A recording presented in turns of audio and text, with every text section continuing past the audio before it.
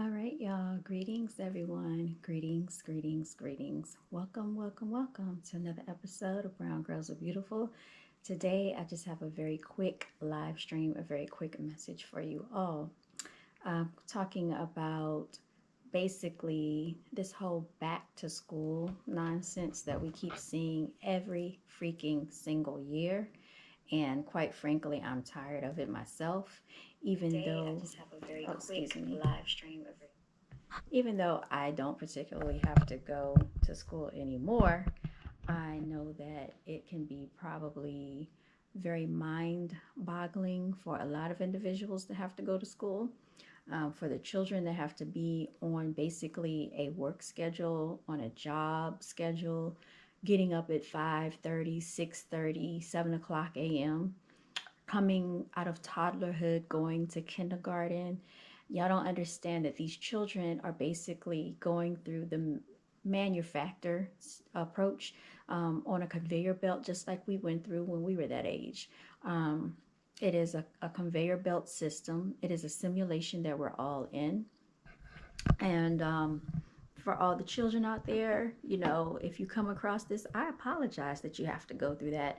I remember speaking to the group of third graders that I had to substitute teach, and I basically shared my sentiments with them because I feel that after all these years, nothing has changed yet. Everything is still going on the same way as it's been going on. And I feel like nobody's doing anything to change it. They're making this a normality when this is very abnormal to take your child from infancy. Usually, if the mother is a single mother, they're throwing their infant into daycare with a stranger, and they're being surrounded by a whole bunch of strangers, other children. The baby steadily gets sick. There are a lot of germ infestations in daycare centers. I know this for a fact because people stay sick. When you integrate the child into the school, then you're mandated to give them the injections in order for them to integrate with the rest of the children.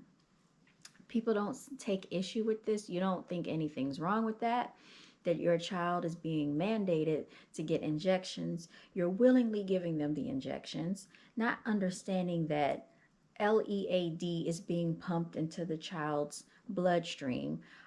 Rat poisoning, what else? Human placentas, human DNA, all types of things that are poisonous and toxic to the body. And you want to know, why is there SID, sudden infant death syndrome? Please check out cow milk and research Dick Gregory, because the milk from a cow is meant for a baby calf.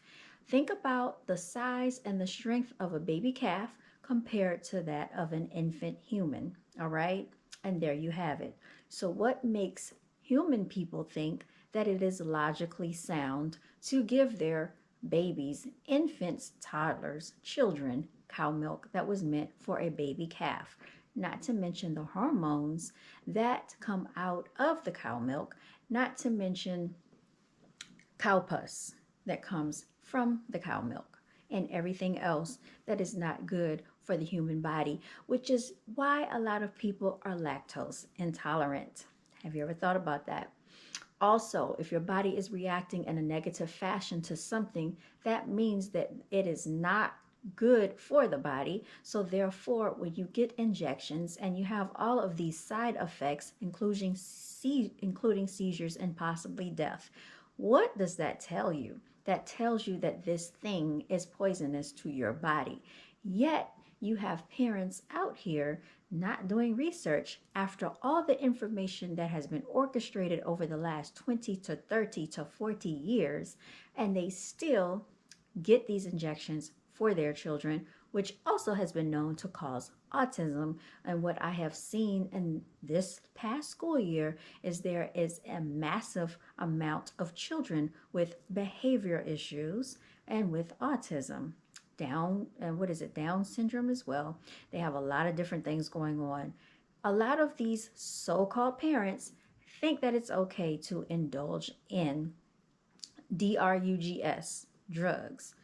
I don't care what you're dabbling in. Please understand that that changes the molecular structure and the chemistry of your DNA. So when you go to procreate, because you're randomly just having children, this goes into the child's DNA as well. So when children come out with these issues, behavioral issues, psychological issues, emotional issues, and they are challenged, this is why.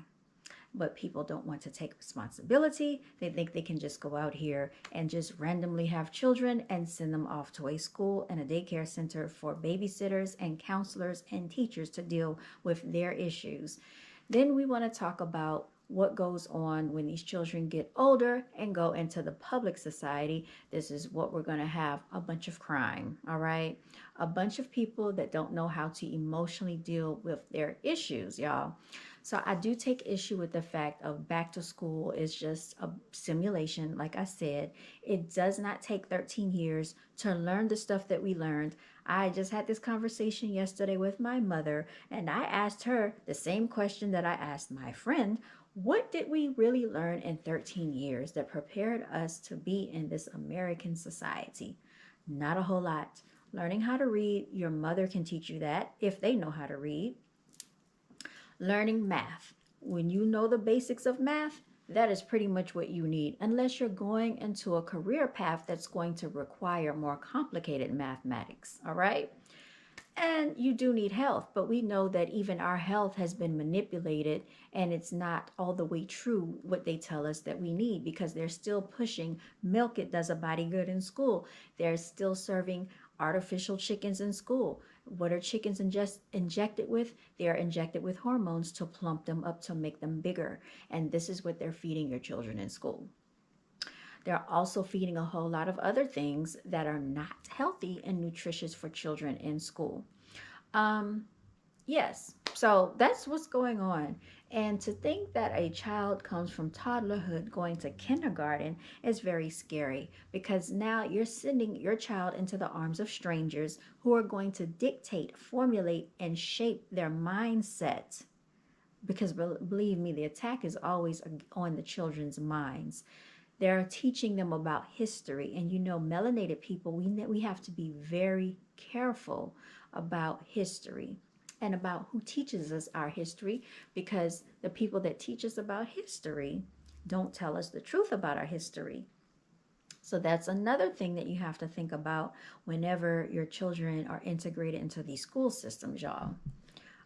Also, the fact that children are going for 9 to 10 months out of the school year. They get a short summer vacation break, and then bam, right back at it again. It does not take 8 hours for people to learn this little bit of stuff that we learned. What really was the point? It was no point. And honestly, school should be preparing children for owning businesses, for knowing how to purchase houses, to be homeowners. They should be training children how to financially know how to live in this society and to how to function in this world. School is not going to teach that. School teaches you to listen to every other adult that does not look like you, especially if you're melanated, to listen to authority, so that you'll always have this subconscious mindset that you're supposed to be dictated to. And this is why a lot of children are rebelling. Not to say that I agree with some of how these behavior issues are playing out, but these children are different than what they were 30 and 40 and 50 years ago. They're not the same. And over time, there's a such thing called evolution. Their DNA structure is a lot different than what it was 30 years ago, 35 years ago. A lot of the things that were able to go on that long ago is not the same. They're not going to respond the same. And because the world has changed so much with technology, with the advancement of education, and just the knowledge that we have at our exposure, at our fingertips, why has not the education system changed over this course of years? Doesn't make sense, y'all. And so I am against sending a child to an 8-hour workday from 6, 7, 8, 9 a.m. all the way up to like 3:30, 4:30, 5:30. They might as well get paid if they're going to be laboring like that, y'all. The only thing school may teach is some type of structure, and it might teach some type of integration into being socialized. That's about it. Um, but yeah, those are my thoughts about integrating your child into the school system, having them to go for 13 years, being dedicated to a job that they're basically pushed into. They're not giving a choice if they want to be homeschooled. A lot of the parents don't care about homeschooling because they see school as a daycare center. They see that they can just get rid of the children for the day and then they rush off to work to a corporate plantation that dictate to them their schedule, what they do, if they can take a day off, if you can spend time with your family, if you can have this vacation time. We don't have time for that. You should really value your life and your family structure a lot more. And those are just my sentiments from Brown Girls Are Beautiful. Let me know, what are your thoughts? Do you feel that things need to change in this society, or do you think they should keep the same school structure that's been going on for the last 40, 50, 60, 70 years? Because I don't see a purpose in it.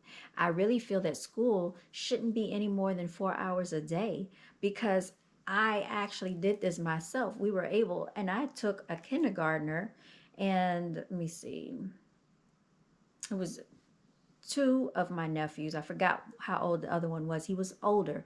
But basically, we went all through math, all through English, all through science. We did history. We did these things. And they were done for the day, and they actually learned. I had a kindergartner doing double digit math.